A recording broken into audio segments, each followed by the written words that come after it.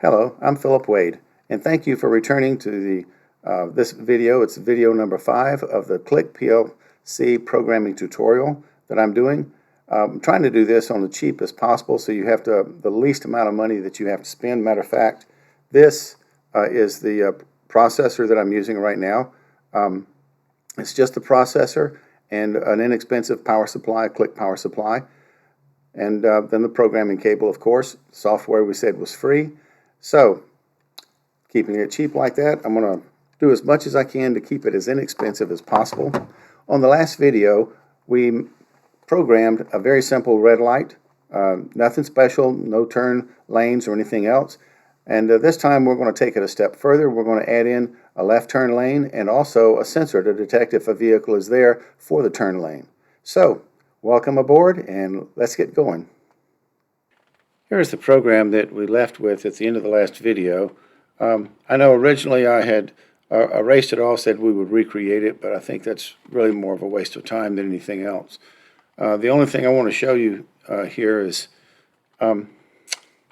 the counter. There's something funky about the counters I want to show you a little bit about. I'm going to delete this counter here. This is a counter CT1, and we're using the T1 to increment the counts, and we're also using a cycle counter, the output from this when it's complete, to go back and to reset it. So I want to delete this real quick. I want to go ahead and insert a rung here in the same place, and then I'll tell it over here I want to put in a counter. And you see the counters are real simple. You just select here, it takes you straight to the counter selection, and this is the cycle counter, the one we had in there. We had the set point set at 2, and by default it's a count up. It could be a count down or count up and down, but we're just using just the count up. So now it's inserted. Here we said we were going to increment that with a contact of T1. So every time the stoplight timer completes. Now you would think this looks like it's complete here, but they've got this reset. So here's the problem. I want to open this up just a little bit here so we can see something here coming in. I'm going to tell it to, on the program, to do a syntax check. Comes back and gives us an error. And the error is on rung 4. Well, this is rung 4. And it's a C0202. And it says it's missing a connection line. So the connection line is for the reset. So if we don't make a connection line here for the reset, then we're going to get a syntax error and it's not going to run in the program. So to do this, I'm going to reset it. Every time it gets to the full count of 2, I'm going to tell it to reset. And that just means that the counter data value will go to a 0, go back to 0. So here I'll just stick in another contact, double click, and I will make this one CT1, CT1, right there. And now then, to be able to come in and connect here, here's where I want to show you. You can come up here to this, to the line, and come over here and click this, click this, click this, click this, click this, click this, click this, click this. Just keep on going, keep on going, keep on going. The problem is there's about 30 of these. So I'm going to go back up to my regular pointer, and then here I'm going to press the control key, and while I'm holding the control key down, I'm just going to press the right arrow, and it'll automatically take it to all the way to the end, and it will stop. There's not a shortcut that I know of where you can just say Control F for finish or whatever, or Control R for rung or something to make it go ahead and complete the rung out. But just pressing and holding the control key, and then while you're doing that, press and hold the arrow key. It'll take it all the way to there and reset it. That's the one thing I wanted to show you about a counter. So we're back at the top of the program. Just to show you again real quick, this was our stoplight timer. It's 30 seconds. We divide that time by the first 20 seconds being to control the green light, the last 10 seconds, excuse me, for the yellow light, and then we have a counter. We count every time that the stoplight timer goes through 30 seconds, because at the end of 30 seconds it's time to change from Elm Street to Oak Street or back. So every time it changes, it increments the counter by 1. When the counter gets to the full count, the set point, which is 2, then it will reset itself back down to 0. So all we're really using on this counter is 0 and 1. So if it's 0, we're controlling Elm Street. If it's 1, we're controlling Oak Street. Now, if we're controlling Elm Street lights, then we know Oak Street lights must be red. And if we're controlling Oak Street lights, Elm Street lights must be red. Then we get down to the green and yellow for Elm Street. So if we're controlling the greens and we're controlling Elm Street, then we get the green lights over here. If we're controlling yellows and we're controlling Elm Street lights, then we get the yellows over here. Then I put an NOP just for a blank line in between. And I did it basically a copy and a paste for what we did on Oak Street, Elm Street, to copy it down here for Oak Street. All right. Then we get down to calling the light display, and it's the end of the program. So let's look back at the light display.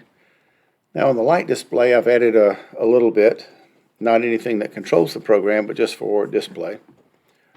Before, what we already had was these 3 right here were for Elm Street light east, Elm Street light west, then Oak north, and Oak south.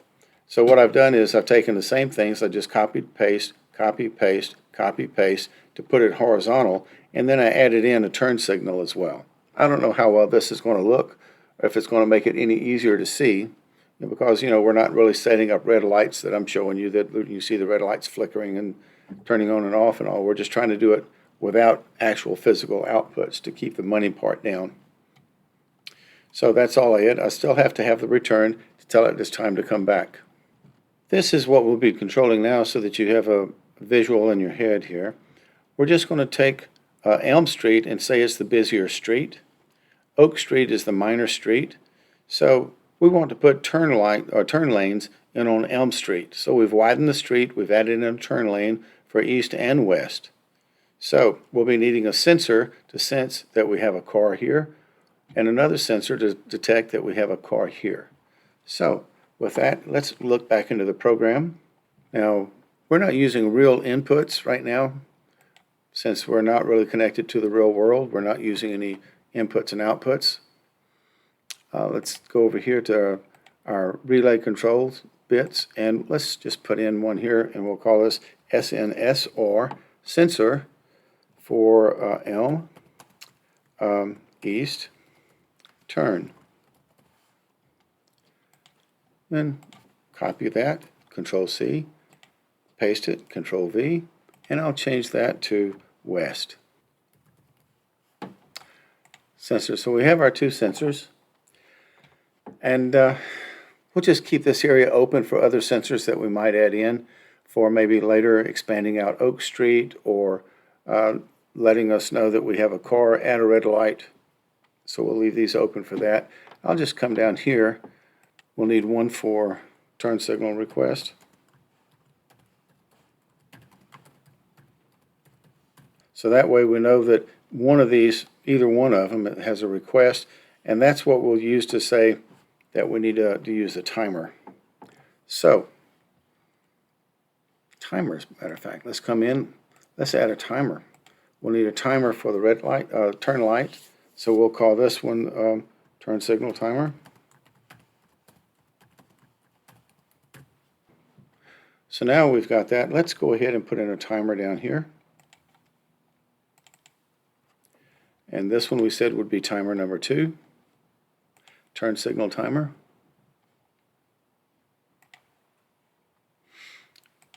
This is just a program. It's not actually to control cars, so we don't need to have it sitting here for 20 seconds or 30 seconds. We want to see our program run long enough to make sure it works right. So we'll just make it for 5 seconds. The default is on delay, that's good, and the current value will not be retained, which is good. Now, we know there's going to be some conditions to make this timer start. So let's first condition we're going to put in is, let's make sure that we have a request. So this one was going to be, we said on a control relay, this one right here. Okay. So now then, if we don't have a turn signal request, this timer is never going to be used. So we still have to come in here and have an end. Let's make sure we put the end back in. Now we have to have something up here for the red lights. So let's scroll up and see, where would we put this in?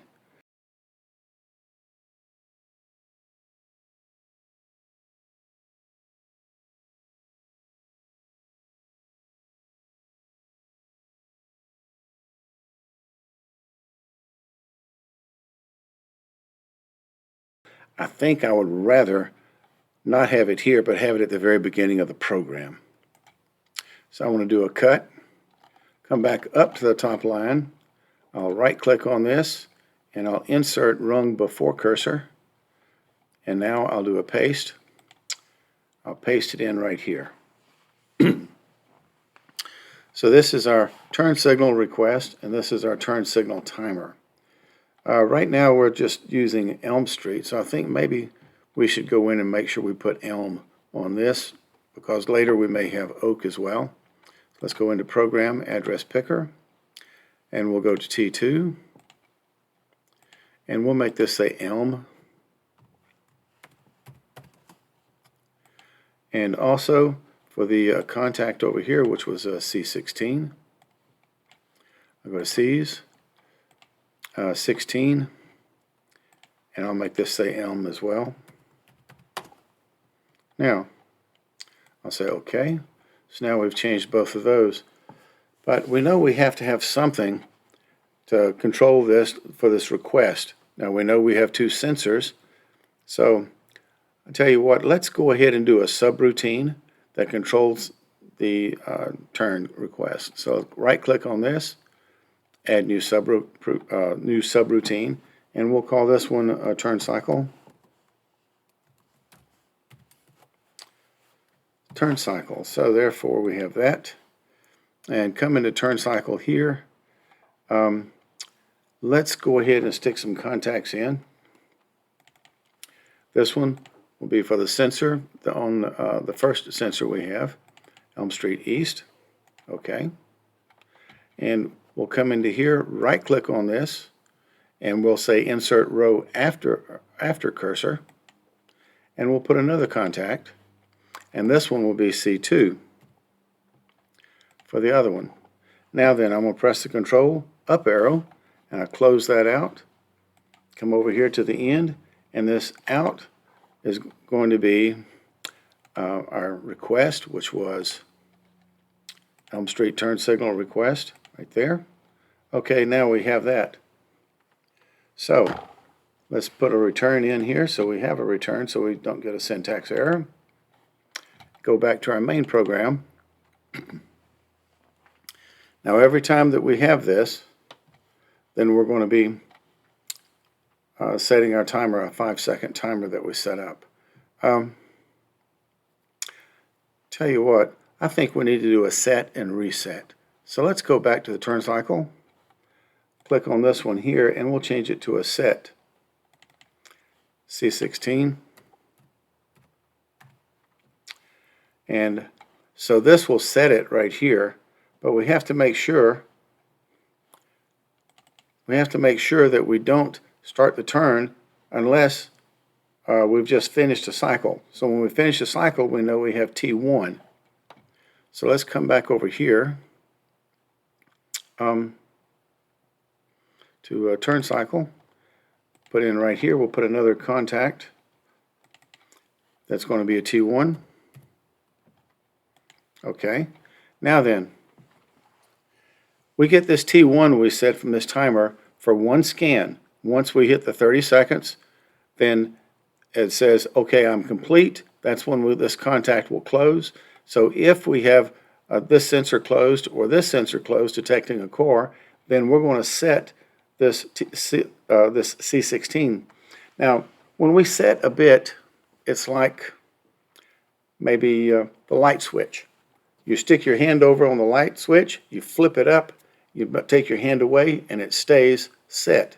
The light's still turned on. That's what this is like.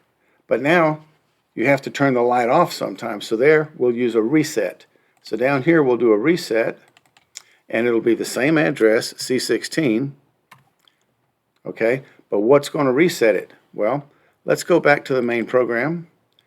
Now then, we're going to run this timer only when there's a red light, a turn signal request, a turn light. Now at the end of the turn light, at the end of the 5 seconds, that's when we should turn the request off.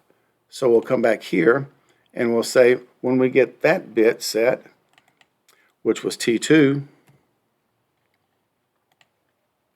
then that's going to reset this. Now we still have to come back and put our return in. So now I think this may be complete. We have a car that comes up on C1. It waits, and then we finish the cycle of the red light and on either Oak Street or Elm Street, and then it sets this request bit. So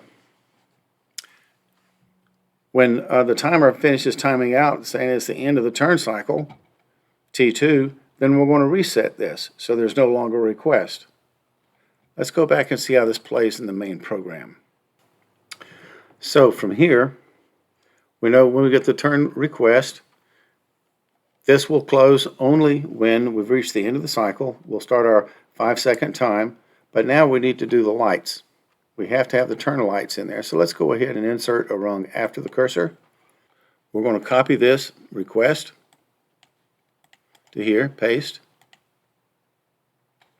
And here, we're going to put an output in, and that output is going to be the light. Let's see here. No, we're here. This is the east turn. Okay.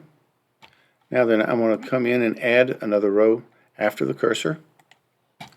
And we'll put another output over here.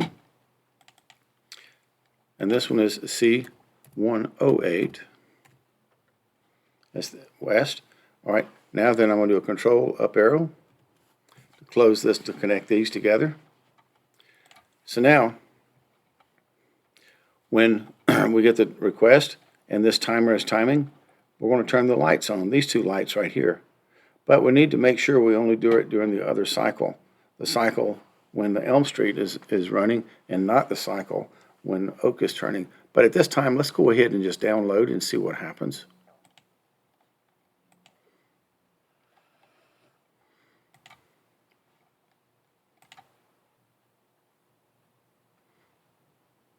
Sometimes it's a little bit slow. We'll get there.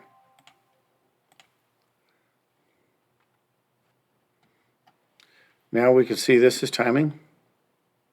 Our 30-second timer is working, but we don't have a request. Let's go back to here. What does it take to make a request? Well, one of these has to be turned on. Well, the problem is if I right-click on this, I don't have any way of turning that bit on or off. And the same with this one. It's exactly the same. If I double-click on it, it doesn't do anything. It just thinks I want to edit it. So we have the monitor up here where we can turn the monitor on and off. Let me go back to the main program where you can see something happening. You see our time is timing here. So if I turn the monitor, status monitor, toggle it to off, you don't see the values anymore. But if I turn it back on, then you see the values. Well, there's also something else called a data view. And so now you can have several data views. We're just going to start off with a generic data view number 1. And we're going to put in the address of the sensors, this one. And since I've already got that one in, I just double-clicked and put the first sensor in. I'm going to click on this again, highlight it, and I'm going to do a fill down. And it puts the next one in. It puts in the next sequential address in there just by clicking down, down, down, down, down as many times as you want, so you don't have to retype everything when they're sequentially. All right. The next thing I think I want to do is I want to see where my timer is for TD1. So I'm going to put in here TD1. Now I've got that value 15. I don't have a nickname for that, do I? And also I want to do the same thing for TD2. I'll fill down, and I don't have a nickname for that one either. TD2 we said was going to be our turn signal. So let me do close. I didn't really have to close at that time, but I didn't want too many windows open. Go to address picker, and I'm going to come into TD1, and TD1 we said is our stop light timer. So this will be a stop light timer data, and that's what we'll call that one. And over here, the other one was what? Oh, I can't go there now, but it's the turn light signal data. That's good enough, I guess. We know what they are now. Hit OK. So now then I have both of those identified. Seeing it showed up here where we're doing our check, our compare, to know if we're in the first 20 seconds or if we're in the last 20 seconds. So if we need the green light or yellow light. Now, let me go back to the data view. Now you can see my data view has all the nicknames that we put in there. You can extend this out a little bit. You can have some address comments and stuff in there, which we're not using right now at this time. So I'm going to shrink this down just a little bit. Now, you see I have a new value here on this column, or it's on or off. The current value is off. Now you see this one that's turning red and then back to black, red and back to black. Every time the data changes, it turns red. So you can see as it counts, it's turning red every time. But my turn signal is never doing anything. So if I click on right here, then this little symbol here where it says write, this little symbol here looks like a PLC with extra slots. If I double click it, it takes that value I put here and it sticks it in the current value. So now I have that turned on. I'm going to close this now, go back into our turn cycle. Now you can see the sensor for Elm Street East is turned on.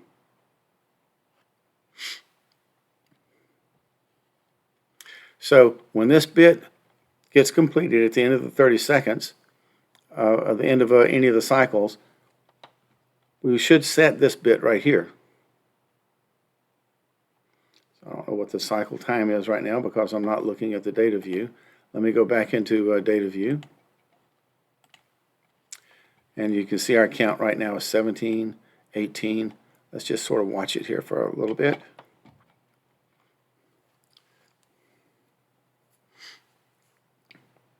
$28, $29, $30. Oh, it did not set. Why didn't it set? Something was wrong because it didn't set.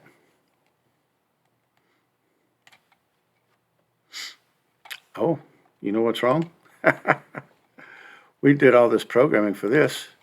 We never told the program to go to the turn cycle. So we should check this first to see if we have the sensors. Let's go ahead and insert a rung before the cursor. And this one, we'll put a call. And what are we going to call? We're going to call our turn cycle. We're going to say OK. Now then, we made a change to the program. So therefore, we have to do another write project into PLC. You see how easy it is to make an error in your program and you think you've got everything right, and then you try it and it doesn't work and you think, what in the world's going on? Also, in programming styles, I like to put things in sort of a sequence, and at the same time, I like to group things together. So I might have a program, the main program may not really have much in it, but it may have a lot of calls where it calls a subroutine to do a turn cycle, a subroutine to do this, a subroutine to do this, a subroutine to do this, those kind of things where I have several subroutines that I call, and that could be the main part of my program. And then for the main part, maybe really what I'm doing in the front is I'm just checking my safeties. Do I have the emergency stops pressed? Maybe I have to store certain data at the right time when the when the power is turned off and the power comes back on, those kind of things. Maybe I'll do those things in the main program, and other things I'll do in subroutines, so that my main program is not real junky, but I can go to any one of these, turn here, turn cycle, or this, or this, or this, and jump straight into just that part of the program without having to look everywhere for it.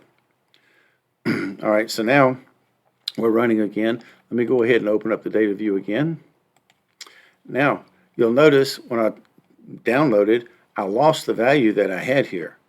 That value is not retained. So I'll click this again, double click to write it into it, and now I have that value again. Now let's watch what happens. I hope this is large enough where you can see the numbers here. This is 20 seconds, 21, 22, 23. So now when it hits 30 seconds, at that time we should set this bit, because we say that there's already a car on Elm Street East turn lane. It's set. And then it reset. That was quick.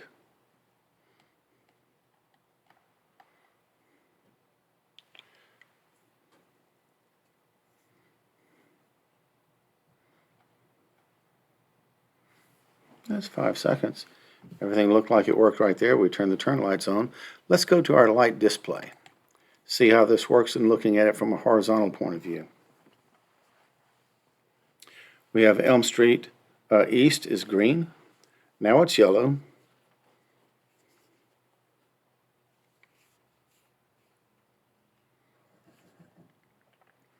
Uh-oh, we got a problem.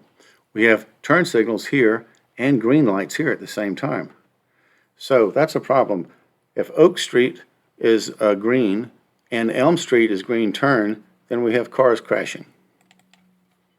So coming back up to our main program, we have to figure out how that these will work and not make the other lights work. Okay, so we want to make sure that these lights don't work.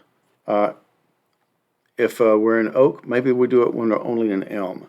So I'll come here, I'll put a close contact here, and I'll say this is, what was that address? We are, oops, wrong ones. Go back to the ones. Here it is. We're controlling the Elm Street lights. So we only want the turn signals to work when we're controlling the Elm Street lights. So that address is C14. So this will only work when we're in C14. Now then, let me come over here. I'll do a control up arrow. I'll close this. I'll delete this one. And now I have to do the erase. So I'll erase that one. Go back, turn my pointer back on. All right, now, so this will only work if I have Elm Street being controlled.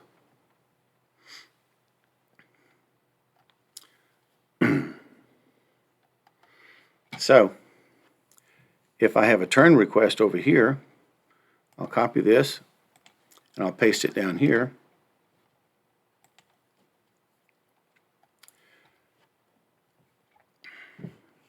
Now then, if I have a turn signal request over here that happens only when the timer is running, then this will not happen.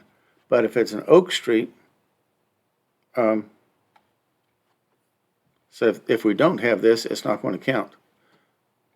So here I need to come back into here, and I need to add in another contact here, and I have to say if it's Oak Street, it's okay.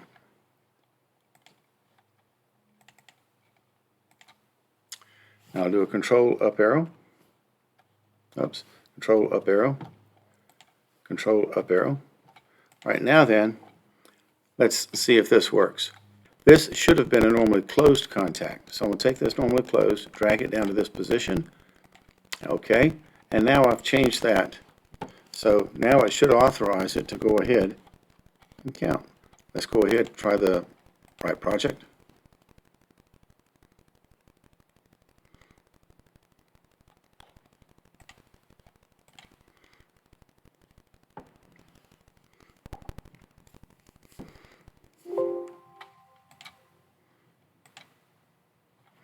All right, we'll go back to data view. We'll turn this one of these back on. and it's on. I'm going to shrink this down so it's only the size of what we need right here. And then I'm going to come back and turn on the light display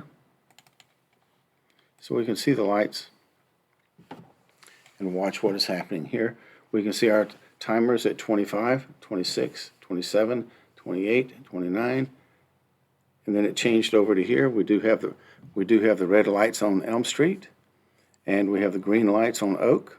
So far, so good. 13, 14, 15, 16, counting with the timer.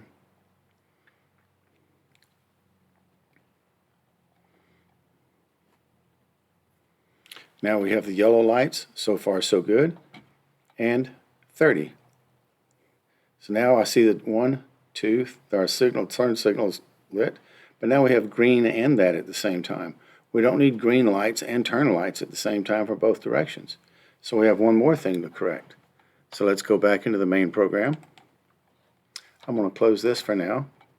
And say, well, why do we have the green lights and this at the same time? So I guess I need right here another one of these that says I don't have a turn request. I'll do a copy, paste.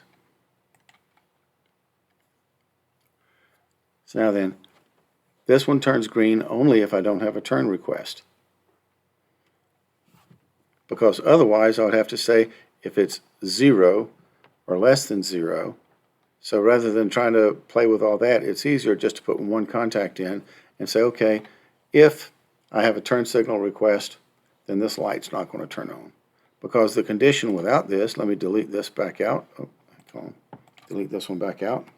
You can see what our condition was before, that if our timer TD1 was less than 20, this is going to be on. Well, if we're not counting on this because we're doing our turn, this value of stoplight timer data is going to be 0. Well, if it's 0, that means this is supposed to be green. So we're going to say, okay, if it's less than 20 and we don't have this, copy, paste. Now then, it should take care of that problem. So what we're doing now is what you call debugging. Cancel.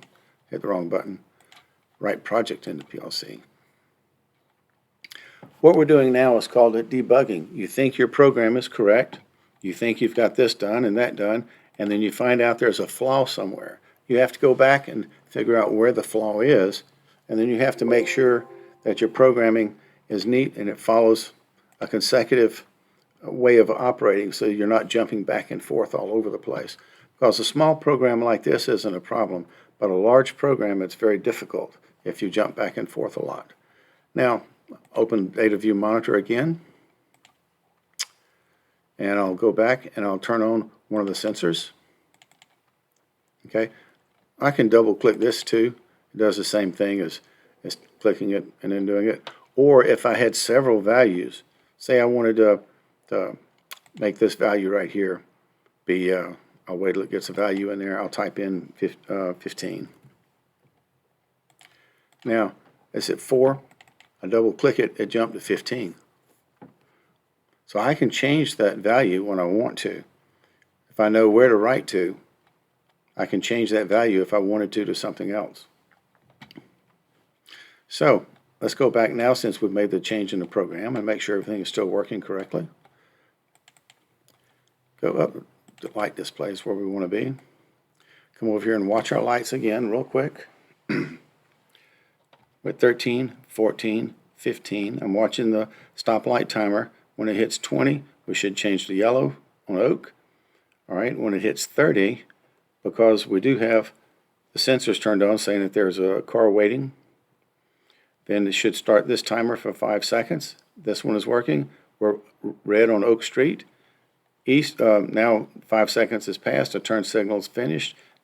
Now we're back to green. So it looks like everything is working exactly like it should. So at this point, I'm going to close this data view, go back into the main program. I'm going to do a save at this time. And So this one is called Redlight 2. That's what I called it. So a quick review of where we're at. Rung number 1, all we're doing is a call to our turn cycle subroutine. Turn cycle subroutine just checks to see if we have a vehicle on either one of the two sensors for the turn lanes. And if we do, at the end of a cycle, it will go ahead and set the bit for a turn signal request for Elm Street. So we get the request from Elm Street here, and it starts this timer for 5 seconds. At the end of the 5 seconds, when that time is complete, it sets the T2 bit for for one cycle, and it does a reset. It resets this bit, so we no longer have the request. So, come down here. Now here are our turn signal lights. So if we have the request, and we know we have the request only when we're doing our 5-second timer, that's when we want to have our turn lights on, our turn arrows turned on, and when we're controlling Elm Street. Then we'll have these arrows come on.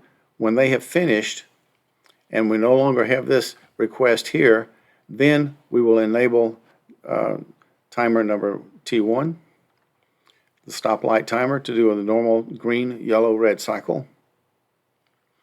Now, if we're controlling Oak Street, we don't care about the Elm Street turn request. We go ahead and we start the timer so that Oak Street can do the green, yellow, red as normal.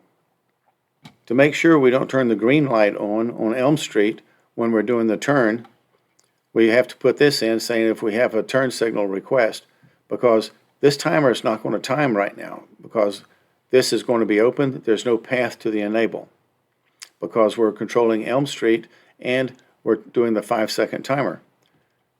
So therefore, there's this value here, TD1, is going to be 0. If it's 0, the compare statement over here says it's less than 20, therefore we need the green light. But we don't want that to happen if we're doing the turn signal lights right here. Now that's the only thing we changed in the program. Everything else is exactly the same. All I did is I just moved the timer that we had here, I moved it up to the beginning of the program so that we verify and do our turn signals before we do the regular cycle. And that's it. Well, that completes video number 5 of the CLICK PLC tutorial. Video number 6 will have more information that you can do on the data view. Plus, we'll be looking at, instead of using constants in the timers, we'll be using variables. So look forward to the next video, and we'll progress and go a little bit deeper into red lights. Thank you very much. See you then.